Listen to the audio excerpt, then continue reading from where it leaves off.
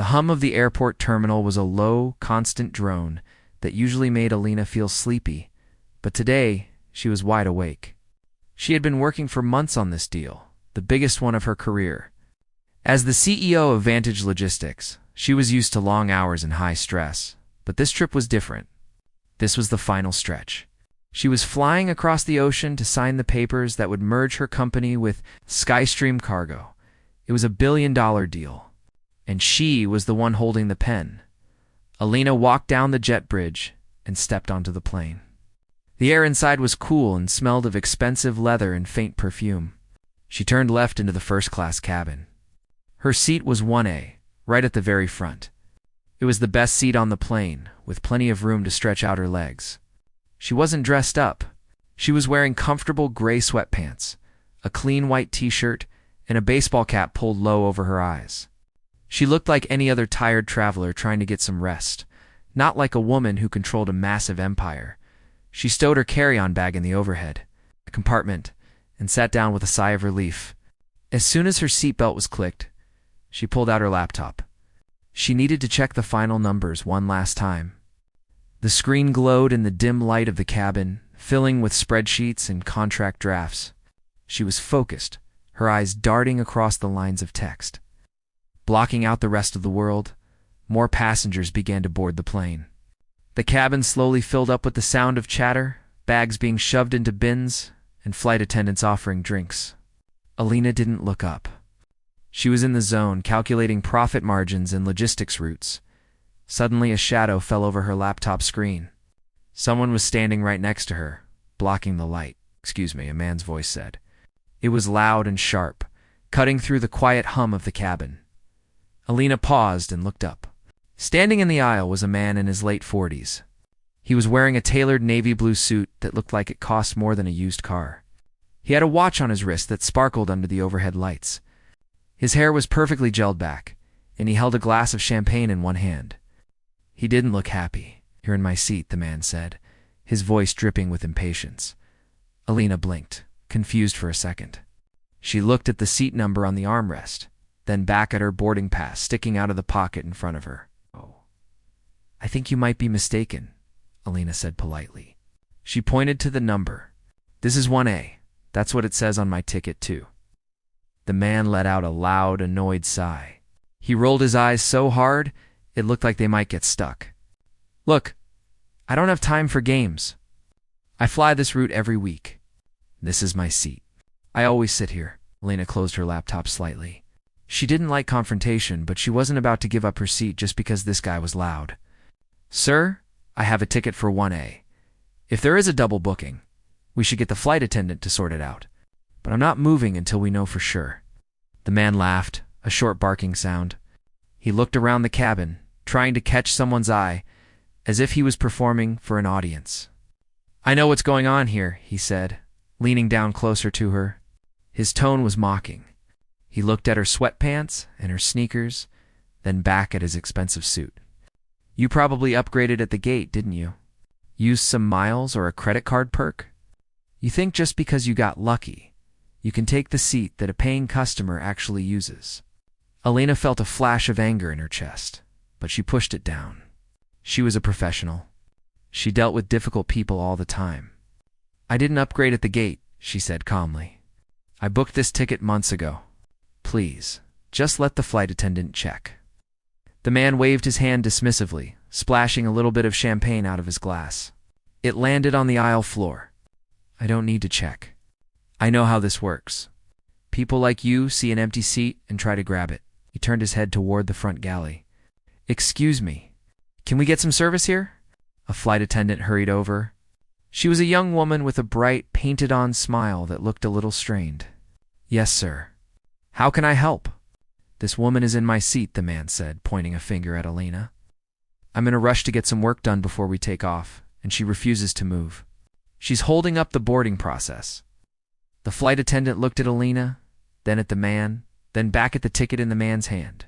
She looked nervous. She wanted to get the plane in the air, and she definitely didn't want a scene in first class. "Ma'am," the flight attendant said to Alina, her voice quiet and apologetic, "is it possible there's been a mix-up with the seating assignment?" "No mix-up. Alina said firmly. I am 1A. The man huffed again. Look, I'm the vice president of operations for Skystream Cargo. I'm traveling to a very important meeting. I cannot sit in the middle seat. I need to work.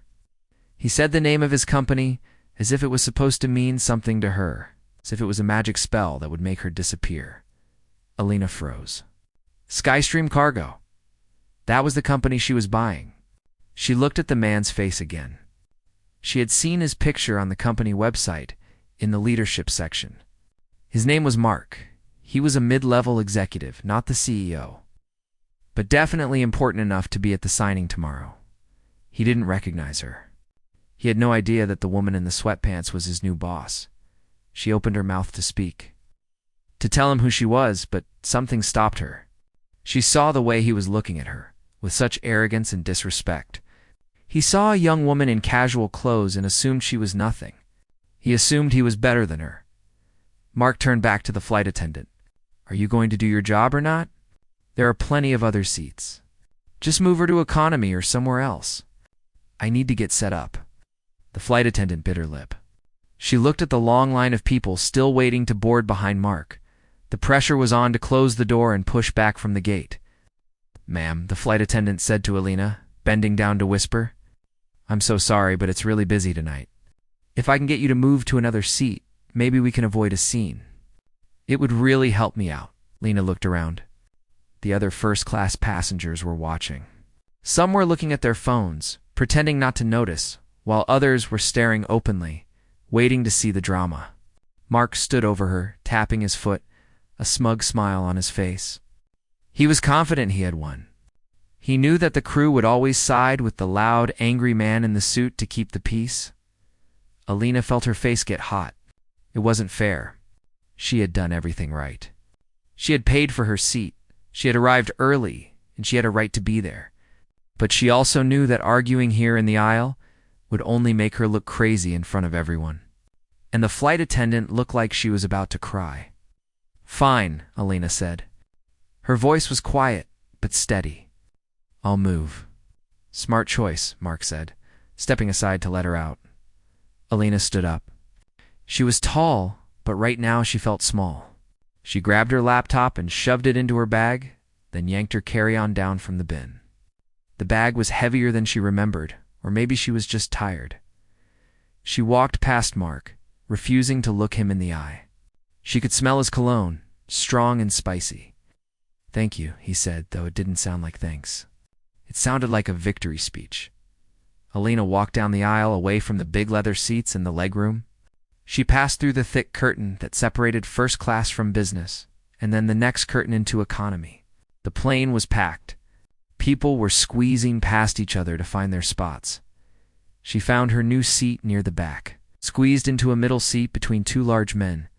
The air smelled of stale food and wet wool. The seat was narrow. The tray table in front of her was the size of a dinner plate. She sat down and wedged, her bag under the seat in front of her. Her knees pressed against the seat back. There was no room to open her laptop. She couldn't work. As the plane began to taxi to the runway, the man in 1A was probably pouring himself another drink, getting comfortable in her seat. He was probably feeling very good about himself. Alina stared out the small window at the tarmac. The anger that she had pushed down earlier was starting to rise up again, hotter this time. She wasn't just angry about the seat. She was angry about the arrogance. The assumption that he was better than her because of how she looked. She closed her eyes and took a deep breath. She had 24 hours before she had to face Mark again at the signing gala. 24 hours to figure out what to do. The engines roared to life, pushing the plane forward. As the giant metal bird lifted off the ground, leaving the city lights behind, a plan started to form in Elena's mind. She didn't know exactly what she was going to do yet, but she knew one thing for sure. Mark wasn't going to get away with this. She was going to make sure of it. The fastened seatbelt sign dinged off, and the plane settled into a steady hum. The man in 1A was probably sipping his champagne, completely relaxed. But Alina was sitting in a middle seat in the back, squeezed between a man who was already snoring and a woman reading a thick book. Her knees were pressed against the seat in front of her, and the air smelled faintly of old coffee. It was uncomfortable, cramped, and loud, but for the first time since she boarded, Lena felt a strange sense of calm. She looked at the tray table in front of her. It was tiny and wobbly, barely big enough to hold a plastic cup. There was no way she could open her laptop here. She pulled her phone out instead. The screen light glowed in the dim cabin, illuminating her face. She wasn't going to scroll through social media or watch a movie. She had a job to do. Alina tapped on her secure browser and logged into her company's private server. Since she was in the air, the internet was slow and spotty, but it was enough. She typed the name Skystream Cargo into the search bar. She had read hundreds of reports about them over the last few months, but now she was looking at them with a different set of eyes. She wasn't looking at the profit potential anymore. She was looking for the person who had just humiliated her. It didn't take long to find him. She navigated to the leadership page on their corporate website. There he was. The same slicked back hair, the same smug expression. The caption under the photo read, "Mark, Vice President of Operations." Alina stared at the picture. She remembered him from the initial negotiations. He hadn't been the main voice in the room, but he had been there, standing in the back, nodding. Long while his boss did the talking, she remembered thinking he seemed eager, maybe a bit too eager to please.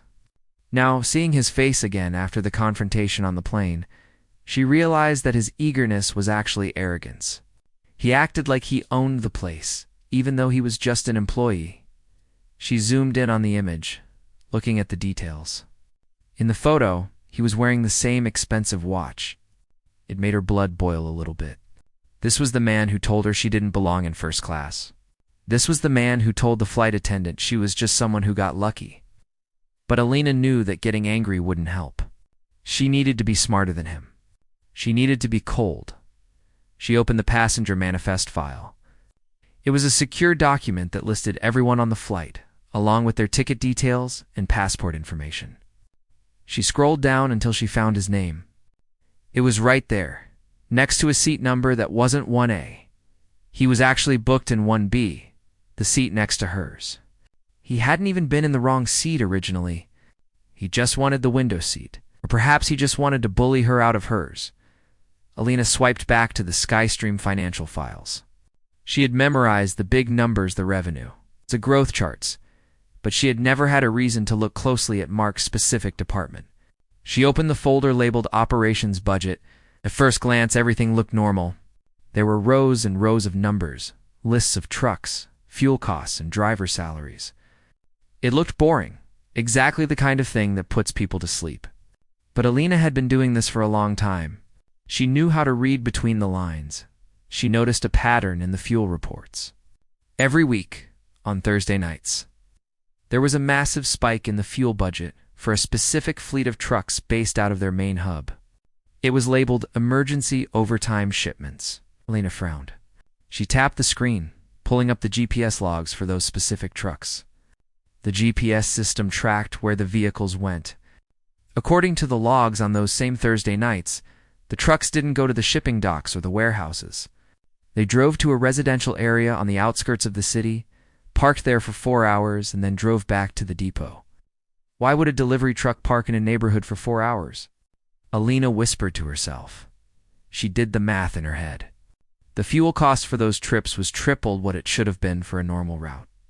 And the overtime pay listed for the drivers was huge. She kept scrolling, going back further in time. This had been happening every week for the last 2 years. It wasn't just a few $1,000s. It was millions. Alina felt a chill run down her spine, despite the warm cabin air. It looked like a classic embezzlement scheme. Someone was using company trucks and company gas to run side jobs. Or maybe they were just billing the company for work that wasn't happening. And who was the vice president of operations? Who signed off on these overtime requests every single week? She looked back at Mark's photo. Her finger hovered over the print icon, but she stopped. She couldn't print here. She needed to be careful. She highlighted the specific pages, the fuel logs, the GPS maps, and the overtime approvals. She attached them to an encrypted email and sent it to her general counsel. In the subject line, she typed 3 words, Immediate investigation required. She put her phone down for a moment and looked out the window. The sky was dark, and she could see the lights of cities far below, tiny sparkling dots in the blackness. Her mind was racing. She thought about the merger. In 24 hours, she was supposed to sign a contract to buy this company. Once she signed, Vantage Logistics would take over Skystream's debts, their contracts, and their problems. If she bought the company now, she would be buying Mark's mess too. She would essentially be paying millions of dollars to reward a man who stole from his own company and treated people like garbage. That wasn't going to happen, Elena picked up her phone again. She opened a new note and started typing a list. She needed to handle this carefully. If she accused Mark publicly right now, it might cause a scandal that would hurt Vantage. The news headlines would talk about chaos and mismanagement. She needed to be surgical. She realized she had the upper hand. Mark had no idea who she was. He thought she was a nobody. He thought he was safe to bully her because he would never see her again. He was probably sitting in 1A right now, feeling like the king of the world, thinking he had taught a lesson to a girl in sweatpants. Elena smiled grimly. He had taught her a lesson, but not the one he thought. He had taught her that she needed to look closer. If he hadn't been so arrogant, if he had just sat in his own seat and minded his own business, she probably would have signed the deal tomorrow. She would have absorbed his company, and maybe, eventually, an auditor would have found the missing money. But he had forced her to look. He had forced her hand. The woman next to her turned a page in her book, the rustling paper breaking Elena's train of thought. The man on the other side shifted in his sleep. His elbow bumping into Elena's arm, she shifted her position, trying to get comfortable, and glanced toward the front of the plane. The thick curtains were drawn, hiding first class from view. She imagined Mark up there, laughing with the flight attendants, maybe bragging about how he got his way. He had no idea that the girl, kicked out of her seat, was currently holding his career in her hands. Elena opened her calendar app. Tomorrow was packed. There was a morning tour of the Skystream facility, followed by a press conference, and then the gala dinner where the signing was supposed to take place. She looked at the guest list. Mark was listed as a speaker at the dinner. Wants to make a speech. Elena whispered softly. Okay, let him make a speech. She formulated a plan. She wouldn't cancel the deal immediately over the phone. She would show up. She would look him in the eye. She wanted to see the look on his face when he realized who she was. She wanted to be there when the walls came crashing down. She spent the next hour reviewing the rest of the Skystream files with a fine-tooth comb. She found more red flags. Contracts given to vendors without proper bidding. Insurance policies that were double the market rate. It was a house of cards, and Mark was the one stacking it up.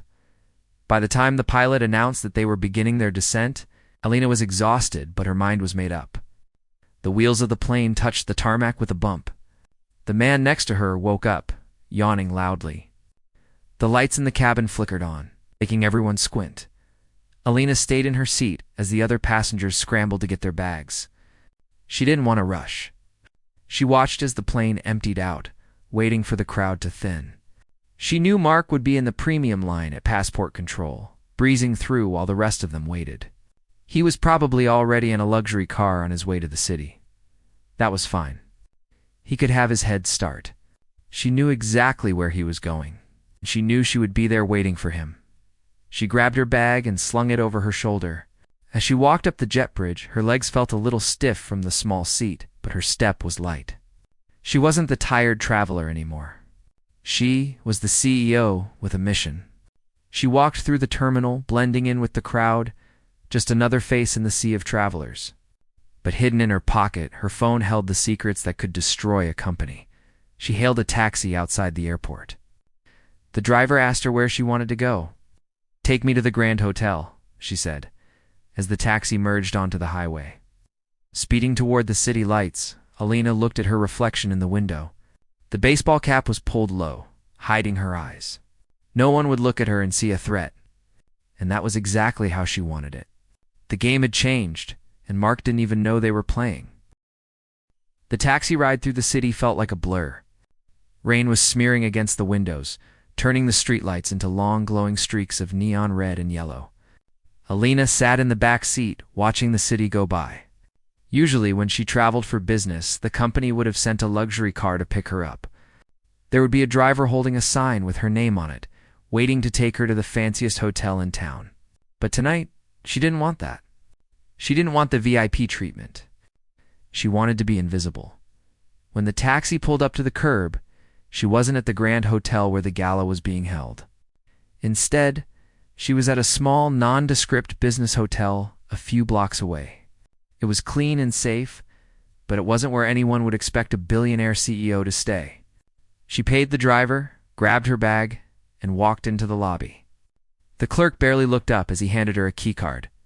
In her room, Alina locked the door and let out a long breath. The room was simpler bed, a desk, a small bathroom. It was quiet. It was exactly what she needed. She didn't unpack.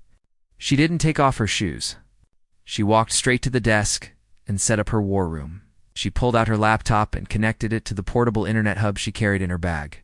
She needed a connection that was secure and fast. She opened her video conferencing software and dialed into a secure channel. On the screen, faces began to appear. These were her top lawyers, her general counsel, a fierce woman named Rachel, and two senior associates who specialized in corporate mergers and asset seizures. They were in different time zones, but they were all awake and waiting for her. "I take it the flight wasn't relaxing," Rachel said by way of greeting. She looked tired, but she was alert. "You could say that," Alina said, her voice calm. "I spent the last 6 hours going through Skystream's books. I found what I was looking for." She spent the next hour walking them through it. She shared her screen, showing them the fuel logs, the fake overtime, and the GPS tracking data. She pointed out the Thursday night patterns and the millions of dollars vanishing into thin air. The lawyers watched in silence, occasionally typing notes or asking a sharp question. When she was finished, the room on the screen was quiet for a moment. "It's bad," Rachel said finally. "It's not just embezzlement. It's fraud. If we acquire them tomorrow, we acquire this liability. The shareholders would have our heads if we walked into this with our eyes open." "We aren't walking into it," Alina said. Her tone was flat. "We aren't acquiring them. We are shutting them down." "Are you sure?" one of the associates asked. "We have contracts, Alina. We've spent months on this. If we pull out now without cause, they could sue us for damages. It will be a mess." "We have cause," Alina said sharply. "I'm sending you the dossier right now. It shows a complete lack of corporate governance and fraud. But I don't just want to walk away. I want to stop them." She leaned closer to the camera. "This isn't just about the money. I met the VP of operations today. His name is Mark. He is the one signing off on these fake logs. He is the one running the scam. And he is the most arrogant man I have ever met." Lena told them the story of the plane. She told them about the seat, the humiliation, and the way Mark had treated her. She didn't say it out of anger, but as a matter of fact, she described the culture of disrespect that allowed a man like Mark to think he was untouchable. "Mark thinks he is the king of that castle," Alina said. "He thinks he can treat people like dirt because of his title. If we buy the company, he walks away with a golden parachute. He gets a payout. That's wrong." "So what's the play?" Rachel asked. She looked intrigued now. "We don't sign the merger," Alina said. "We execute the audit clause. Remember that paragraph in the preliminary agreement? The one that gives us the right to inspect their servers and freeze assets if we find material misconduct before the closing." Rachel nodded slowly. "I remember it. I put it in there. Trigger that clause," Alina said. "Tomorrow, at the gala." "That's bold," Rachel said. "Usually, you do this quietly. You send a letter. You don't do it in front of 500 people. He wants a spectacle." Alina said, a cold look in her eyes. "I'll give him a spectacle. He's going to give a speech tomorrow night about the bright future of the company. And while he is up there talking about how great he is, I want your team to walk into their server room. I want you to freeze every bank account they have. I want you to lock their doors." The lawyers looked at each other. It was aggressive. It was risky. But they knew Alina. They knew she didn't make rash decisions. "Okay," Rachel said, typing quickly. I will have the paperwork drafted by morning.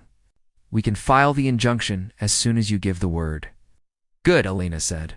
And one more thing. Don't tell Skystream management. Not the CEO, not the board. Nobody knows we are coming except Mark, and he thinks I'm just a girl he kicked off a plane. They spent another hour refining the strategy. They drafted the notice of material breach and the asset freeze order. It was complicated legal language, but the meaning was simple. Skystream was accused of stealing. And Vantage was taking back control by the time the call ended. The sun was starting to come up over the city. A pale gray light was creeping through the hotel curtains. Alina rubbed her eyes. She was exhausted, her body still feeling the stiffness from the economy seat. But her adrenaline was pumping. She stood up and walked to the window. She looked out at the city skyline. In the distance, she could see the top of the Grand Hotel.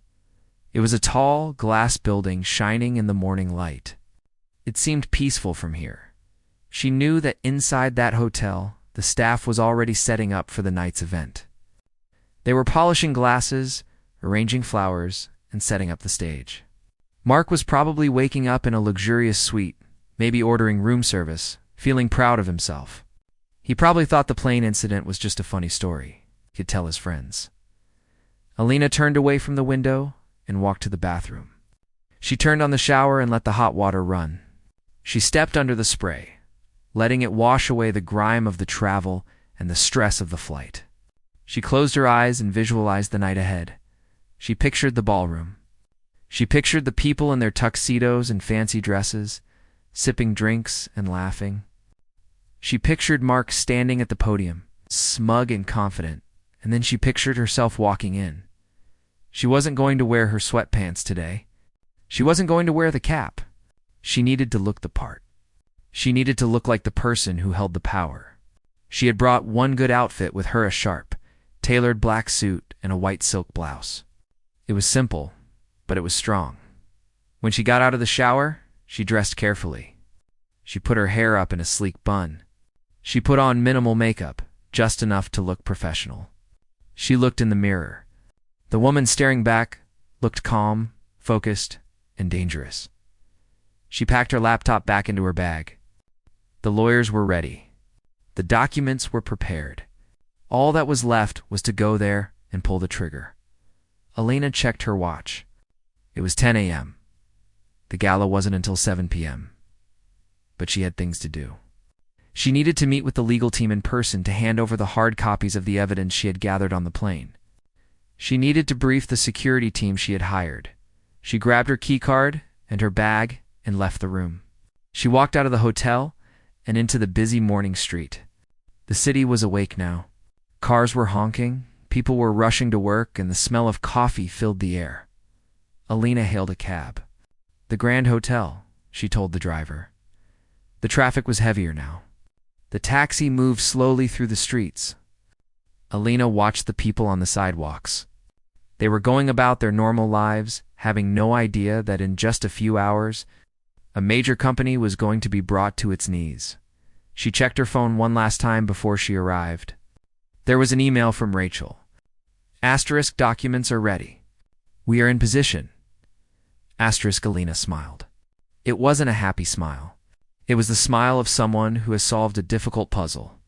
Mark had played a game with her, thinking she was just a pawn on his board. He didn't know that he was playing checkers, and she was playing chess. The taxi pulled up to the entrance of the Grand Hotel. It was beautiful. There was a red carpet out front, and doormen in top hats. Reporters were already gathering near the ropes, cameras ready. Alina stepped out of the cab. She didn't go to the main entrance where the cameras were. She went to the side entrance, the one used for deliveries and staff. She pulled her cap down low again. She wasn't ready to be seen yet. She slipped inside the hotel and made her way to a small, private meeting room on the 4th floor. Her team was already there. They stood up as she entered.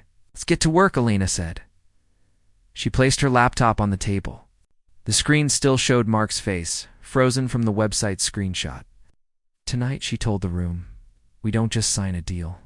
We make a statement. We show them that integrity matters. The hours ticked by. The team went over the plan again and again. they timed it to the second. They coordinated with the local authorities who would assist if the SkyStream executives refused to comply. Finally, it was time. Alina stood up. She buttoned her jacket. She looked around the room at her team. They were ready. "Let's go," she said. They walked out of the room and headed for the elevators. They rode up to the top floor where the ballroom was. As the elevator doors opened, the sound of a party drifted out. Music, laughter, the clinking of glasses. Alina took a deep breath. She stepped out of the elevator, flanked by her lawyers and security. She walked toward the double doors that led to the gala. It was time to crash the party. The double doors of the Grand Hotel ballroom were made of heavy, dark wood, carved with intricate designs that spoke of old money and power. Alina stood in the hallway outside, taking a deep breath to steady her nerves. Inside, she could hear the low hum of 100 conversations mixed with the soft notes of a jazz quartet. It was the sound of success. It was the sound of people who believed they were on top of the world. She adjusted the cuffs of her blazer. She wasn't wearing the sweatpants and baseball cap from the flight. She was dressed in a sharp, tailored black suit that commanded respect. Her hair was pulled back severely, highlighting her determined expression. She looked every bit the CEO she was. To her left stood Rachel, her general counsel, holding a thick stack of documents inside a leather folder. To her right were two large men in dark suit, security consultants who Alina had hired specifically for this night. They looked calm, but ready for anything. "Ready?" Rachel asked quietly. Alina nodded once. "Let's go." One of the security guards pushed the heavy door open. The sound of the party washed over them instantly. The ballroom was enormous. Chandeliers hung from the high ceiling, casting a warm, golden glow over the room. Round tables were draped in white linen, covered in expensive china, and tall centerpieces of white roses. The room was filled with men in tuxedos and women in glittering gowns. They held champagne flutes and laughed, unaware that the floor was about to drop out from under them. Alina walked in. Her heels clicked on the polished marble floor, a sharp, rhythmic sound that seemed to cut through the music. She didn't look left or right at the dazzling displays of wealth. She kept her eyes forward, scanning the room. At the far end of the room, near a small stage setup, she saw a crowd gathered. People were smiling, clapping, and nodding. She moved closer, weaving through the tables like a shark moving through the water. The crowd parted as she approached, sensing the intensity radiating from her. People stopped their conversations to stare at the woman walking with such purpose. When she reached the center of the crowd, she finally saw him. Mark was standing near a podium. He was holding a glass of scotch, his face flushed with happiness. He was wearing a tuxedo that probably cost more than most people's cars. He was laughing loudly, slapping the back of an older man. Alina recognized him as the current CEO of SkyStream. Mark looked like he had just won the lottery. He looked like a king celebrating his coronation. Just 24 hours ago, this man had made her feel small. He had made her move to the back of the plane because he decided she didn't belong in his world. Now, she stood in his world, and she owned it. Mark turned his head and saw her. The smile on his face froze. At first, there was a flicker of confusion. He saw a woman in a suit, somewhat important looking, but he couldn't place her. Then, slowly, the recognition dawned on him. His eyes traveled from her face to her shoes and back up again. He saw the same eyes that had looked at him from the seat in economy class. His jaw dropped slightly. The color drained from his face, leaving him looking pale and sickly. He actually took a step back, as if he had seen a ghost. The glass in his hand trembled just enough to splash a few drops of amber liquid onto his crisp white shirt. "You," he whispered. It was so quiet that only those standing right next to him could hear. The chatter in the room died down. It started near the front and rippled outward like a wave. People noticed Mark's expression. They turned to see what he was looking at. They saw Alina standing there, flanked by her team, looking like she was ready for a battle. Mark looked around frantically. He looked at his CEO, who was now frowning in confusion. He looked at the other executives. He tried to speak, to form a sentence that would explain who this woman was or why she was here, but his throat felt dry. The arrogance he had on the plane had completely vanished. In its place was raw, naked fear. Alina didn't say a word to him. She didn't give him the satisfaction of acknowledging his shock. Instead, she stepped past him, ignoring him completely, and extended a hand to the elderly CEO of Skystream. "Good evening," Alina said. Her voice was clear, loud, and firm. It carried easily across the now silent room. "I am Alina, CEO of Vantage Logistics." The CEO, a bewildered man named Howard, shook her hand automatically. "Ms. Alina," he stammered. We weren't expecting you until the signing." "I decided to come early," she said, her eyes locking onto Howard's. "And I've brought some things that require your immediate attention." She turned slightly and nodded to Rachel. Rachel stepped forward immediately and handed the leather folder to Howard. "What is this?" Howard asked, taking the heavy folder. "Please," Alina said, gesturing to the papers. "Open it. Read the top page." Mark seemed to snap out of his trance. He stepped forward, putting a hand on Howard's arm. "Mr. Howard, wait. You don't have to listen to her. This is a mistake." "This woman is this woman," Alina cut in, her voice dropping an octave. "Turning icy cold is the reason your company is still solvent. And she is the reason you won't be signing those merger papers tomorrow." The room gasped. A collective intake of breath that sucked the air out of the space. Mark flinched as if she had slapped him. He looked at Alina, his eyes wide and pleading. "You can't do this," he hissed. He leaned in close, thinking he could intimidate her again, like he did on the plane. "Who do you think you are? You can't just walk in here." Alina turned to face him. She didn't back down an inch. She was taller than him in her heels, and she used every inch of her height to look down at him.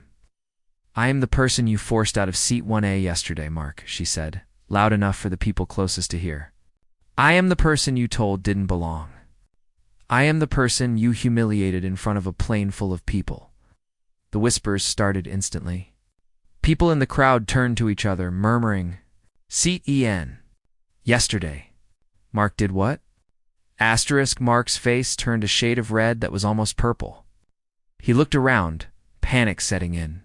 He realized he was trapped. He looked at Howard, desperate for support, but Howard was looking at the papers in his hand.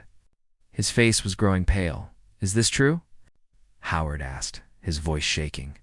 He looked up from the document and stared at Mark. "It says here, these fuel logs. The GPS tracking." "Mark, what is this?" "It's a mistake." Mark yelled, his voice cracking. "She's making it up. She's angry because of the flight. She's trying to get revenge." Alina let him yell. She stood still, calm amidst the storm. "Revenge isn't good for business, Mark," she said calmly. "I didn't fake these documents. Your own servers provided them. I found them while I was sitting in the economy seat you put me in.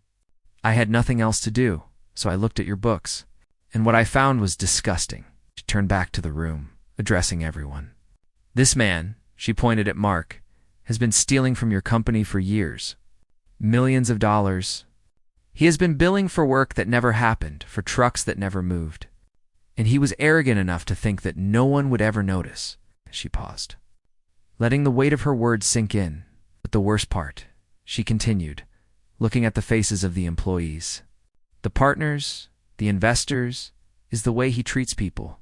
A company is built on culture. If the man in charge thinks it is okay to bully a woman he doesn't know just to get a better seat on a plane, then what is he doing to this company when no one is watching?" The silence in the room was absolute. No one was moving. No one was drinking. Everyone was glued to the scene unfolding before them. It was better than the theater. It was real-life drama with billion-dollar stakes. Mark looked like he was going to be sick. He backed away from the podium. He looked at the exit, then back at Alina. He knew there was nowhere to go. The security guards by the door had crossed their arms, blocking the way. "You can't prove anything," Mark squeaked, but there was no fight left in his voice. He knew it was over. Howard dropped the folder onto the table with a loud thud. He looked at Mark with a look of pure disgust. "I want you out of my building," Howard said, his voice trembling with rage. "Now," Alina stepped back. She had done what she came to do. The bomb had gone off. The merger was off, the thief was exposed, and she had reclaimed her dignity. But she wasn't quite finished yet. She had one last thing to do. She reached into her jacket pocket and pulled out a single piece of paper. It was the boarding pass from the flight, the one that said Seat 1A. She walked over to Mark, who stood there, shaking and defeated. She held the boarding pass out to him. "He wanted this seat so badly," she said softly, so only he could hear. "Here, you can have it." She tucked the boarding pass into the breast pocket of his tuxedo, right over his heart. Then, without another word, she turned and walked away. The walk back across the ballroom floor felt completely different from the walk in. When Alina had arrived, the air had been thick with luxury and laughter, but now the atmosphere was heavy and cold. The jazz band had stopped playing. The musicians were just standing there, holding their instruments, looking unsure of what to do. Waiters in white gloves stood frozen near the walls, their eyes wide. As Alina moved through the crowd, people didn't just stare. They stepped back. It was like the parting of the sea. They moved aside to clear a path for her, a mixture of shock and respect on their faces. No one dared to speak to her. They just watched, their gaze following the woman in the black suit, who had just torn their world apart in 5 minutes flat. Alina kept her head high. She didn't look left or right. She didn't gloat.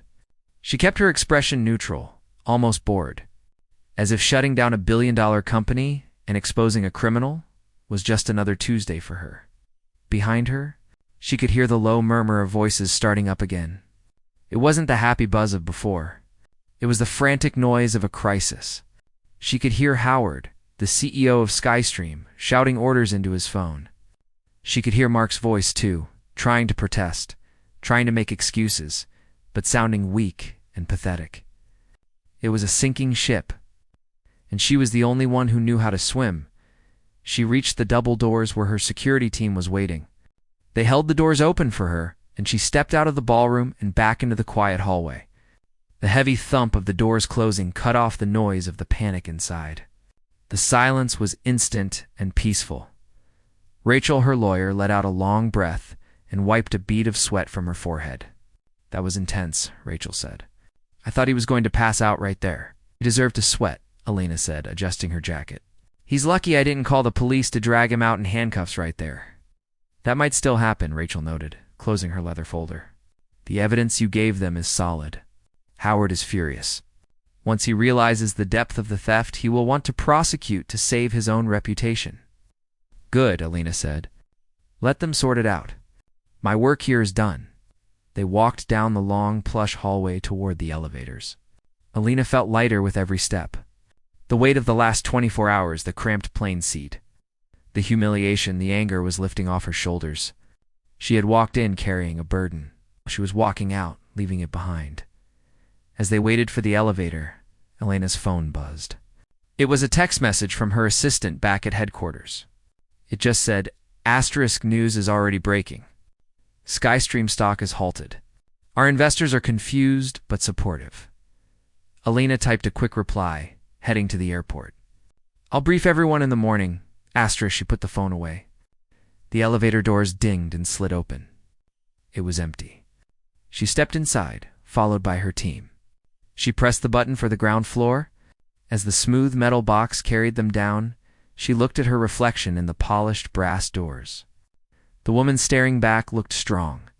Her eyes were bright. She didn't look like the tired traveler who had been forced to squeeze into a middle seat just a day ago. When they reached the lobby, the night air was cool and crisp. A black car was waiting at the curb, the engine purring softly. It was the same car service she usually used, the one she had skipped earlier to stay invisible. The driver opened the door for her, and she slid into the back seat. The leather was soft, and there was plenty of room for her legs. It felt good to sit comfortably again. As they drove away from the hotel, Alina looked back through the rear window. The Grand Hotel looked beautiful against the night sky, all lit up. From the outside, you would never guess that inside, lives were being ruined and careers were ending. It was just a building. But for her, it was the place where she had drawn a line in the sand. "You know," Rachel said from the front seat, turning slightly to look back, We could have just sued them quietly. We didn't have to do the dramatic confrontation at the gala. Lena shook her head. No, we couldn't. That was the only way. Why? Because Mark didn't just steal money, Alina explained, looking out the window at the passing streetlights. He stole respect. He treated me like I was invisible. He treated the flight attendant like she was a servant. If I had just sent a letter, he would have found a way to spin it. He would have paid a fine or found a scapegoat. He never would have understood the consequences of his actions. She leaned her head back against the seat. Tonight he had to look me in the eye. He had to see the person he underestimated. That's a lesson he won't forget, even if he loses everything else. They drove to the airport in comfortable silence. The city lights eventually faded into the darkness of the highway. By the time they reached the private terminal, Alina was mentally already back at her own company, thinking about the next steps. They would have to clean up the mess of the canceled merger, but Vantage was strong. They would survive. Skystream, on the other hand, was probably going to crumble. The pilot was waiting for her on the tarmac. "Good evening, Miss Alina," he said, tipping his cap. "We are fueled up and ready to go whenever you are." "Thank you," she said. She climbed the stairs of the private jet. The cabin smelled like fresh coffee and citrus. It was quiet and calm. This time, there was no shouting man. There were no rude passengers telling her to move. She walked to her seat, a large plush chair that folded out into a bed. She sat down and buckled her seatbelt. The engines whined to life, and a few minutes later, they were speeding down the runway, lifting off into the night sky. Alina watched the city lights shrink beneath them until they were just tiny sparks in the dark. She took off her shoes and tucked her feet up under her. She ordered a cup of tea from the flight attendant. But for a long time, she just sat there, thinking. She thought about the nature of power. People like Mark thought power was about suits and watch brands and yelling at people to get your way. But sitting there, in the quiet of her own plane, Alina knew the truth. Real power was competence. It was doing your homework, noticing the details, having the courage to act when you saw something wrong. She also thought about the randomness of life. If Mark had just been a decent person, if he had just smiled and sat in his assigned seat, he would still have a job. The company would still be thriving. He would have been celebrating a merger that would have made him very rich. Instead, his arrogance had destroyed him. He had handed her the sword she used to strike him down. It was a satisfying thought, but Alina didn't dwell on revenge. Revenge was a waste of energy. She preferred justice. And tonight, justice had been served. The plane leveled off at cruising altitude. The fastened seatbelt sign dinged off. Alina pulled her table down and opened her laptop. She had emails to send and a board of directors to inform. She had a company to run. She glanced at the screen one last time. The Skystream logo was still there on her desktop background from her research earlier. She selected the file and dragged it to the trash can. Then she emptied it. Gone. She took a sip of her tea, which was warm and soothing. The hum of the engines was a lullaby, a sound of safety and progress. She was heading home. The ordeal was over. She had been forced out of first class, but she had returned with class. And she had shut it all down. Alina smiled a small, private smile to herself, turned on some soft music, and got back to work.